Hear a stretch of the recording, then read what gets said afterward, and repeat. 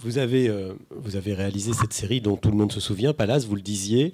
Là, vous réalisez ce film qui se passe à l'intérieur d'un musée. Vous aimez recréer des sociétés à l'intérieur d'un lieu clos, ou est-ce que, je sais pas, ou est-ce que c'est pour faire justement rentrer la vie dans des endroits où on oublie qu'elle peut être? L'avantage d'un lieu clos, c'est un peu revenir aux règles des 3 unités classiques. C'est qu'il y en a au moins une, c'est-à-dire que c'est dans un même lieu.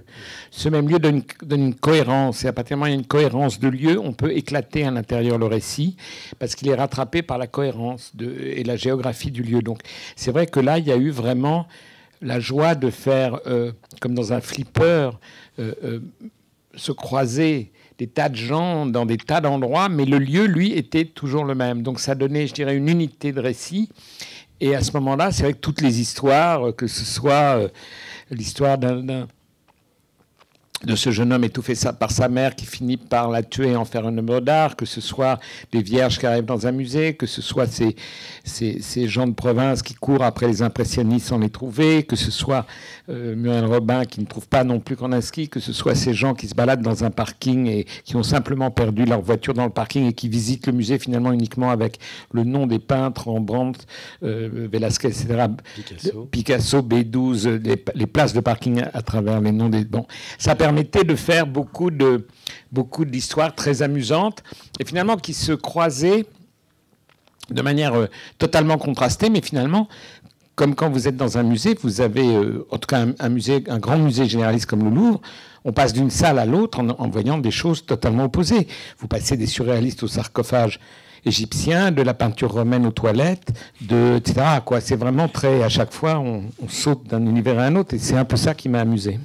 En pensant que, je le dis tout de suite parce que c'est vrai, c'est pas un film sur l'art, on n'a pas besoin d'avoir fait l'école du Louvre, c'est un film sur les gens qui regardent l'art, c'est un film sur ces chefs-d'œuvre que sont les gens qui regardent des chefs-d'œuvre. Quand on décide de faire un tel film, on sait qu'il va y avoir une grande distribution, ça on en reparlera après, mais il y a aussi des lieux forcément qui risquent d'être prestigieux si on veut recréer l'atmosphère des musées.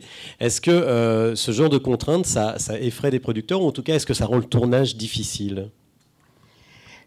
Les producteurs ont une force magnifique de sang-froid avec ce film, ce qui font qu'ils n'ont pas été effrayés trop par rien, ils ne l'ont pas montré en tout cas. C'est le premier assistant réalisateur qui a eu vraiment beaucoup de mal à faire rentrer 120 comédiens dans un plan de travail, mais surtout que comme on a tourné dans 6 musées, que ces 6 musées, comme on le sait, sont plutôt fermés le mardi, qu'on tournait les jours de fermeture. Et c'est vrai qu'il était difficile d'expliquer au directeur du Louvre ou le conservateur de Louvre qu'il ait la gentillesse plutôt que de fermer le mardi, de fermer le jeudi, parce qu'André Dussolier n'était pas libre le mardi. Ça, c'était compliqué. Donc, on est arrivé à s'en sortir à cause de 2 choses, ou grâce à 2 choses, plus exactement. D'abord, parce qu'on a fini par reconstruire beaucoup de choses dans les studios. Et deuxièmement, parce que le Petit Palais a un conservateur qui a tout à fait aimé le film et aimé le scénario et nous a autorisé à tourner pendant que le public était là pendant une dizaine de jours, en détournant les entrées, en faisant passer le public par une autre porte que la porte principale. Pardon. Alors, justement, on parlait du casting. Ce qui est impressionnant, c'est quand on voit l'affiche. Alors là, c'est un des plus beaux castings qu'on ait vu depuis longtemps quand même au cinéma. Michel Blanc, Victoria Abril, Pierre Arditi, Josiane Balasco, Isabelle Carré. Enfin, si je fais l'énumération, on y... Oui, il y en a d'autres derrière. Il y en a d'autres qui sont formidables aussi. Beaucoup de monde. Déjà, ce qui est intéressant, c'est que vous avez tenu à ce que les gens qui ont créé la pièce, les acteurs qui ont créé la pièce, aient un rôle dans le film. Est-ce que vous pouvez expliquer pourquoi ?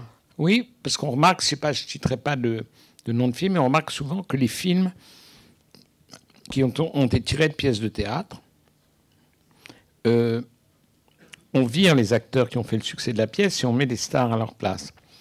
Je trouve que c'est tout à fait injuste. Alors là, comme chaque acteur... Il y avait 24 acteurs sur scène, mais chaque acteur jouait 6 rôles. Donc j'aurais demandé d'en choisir un, celui qu'il préférait, et les 5 autres ont été distribués ailleurs. Donc ils sont là. Il y a des gens très connus et des gens qui ne le sont pas encore. Mais en tout cas, si vous voulez, c'était pas vraiment, je vous assure, j'ai pas fait un casting pour dire, vous avez vu, je me mets des bagues et des diamants à chaque doigt. J'ai fait un casting parce que vraiment, les gens célèbres, c'est aussi parce qu'ils ont du talent. c'est aussi parce que ce sont de grands comédiens et parce que j'avais besoin de grands comédiens pour jouer ces rôles qui ne sont pas faciles à jouer, qui sont des rôles un petit peu déjantés, bonjour Claire David, et un petit peu déjantés, un petit peu fous comme ça. J'avais besoin de grands comédiens. Et ce que je trouve bien dans le film, c'est qu'il n'y a pas les stars, puis après derrière les moins connus, puis après derrière les moins connus, puis après derrière les figurants. C'est que les stars jouent avec des gens moins connus et que tous les acteurs sont à égalité de rôle, que ce soit Josiane Balasco ou Michalesco. Je dis ça parce que ça rime. Michalesco, qui est un jeune acteur que vous verrez qui est absolument formidable et qui était aussi un des rôles de la pièce, mais évidemment qui n'a pas la célébrité de Josiane Balasco. Or, ils font couple tous les deux. C'est ça que je trouve intéressant. C'est mélanger les gens pas connus, mais aussi talentueux que ceux qui le sont. Et voilà, ça donne, voilà, ça remplit un peu la fonction que ce film d'acteur est à la fois imprévisible, parce que parce qu'on ne se dit pas, tiens, on sait comment il joue. Non, il y a un autre qui est là, et donc on se dit comment il va jouer avec ce type inconnu, et voilà.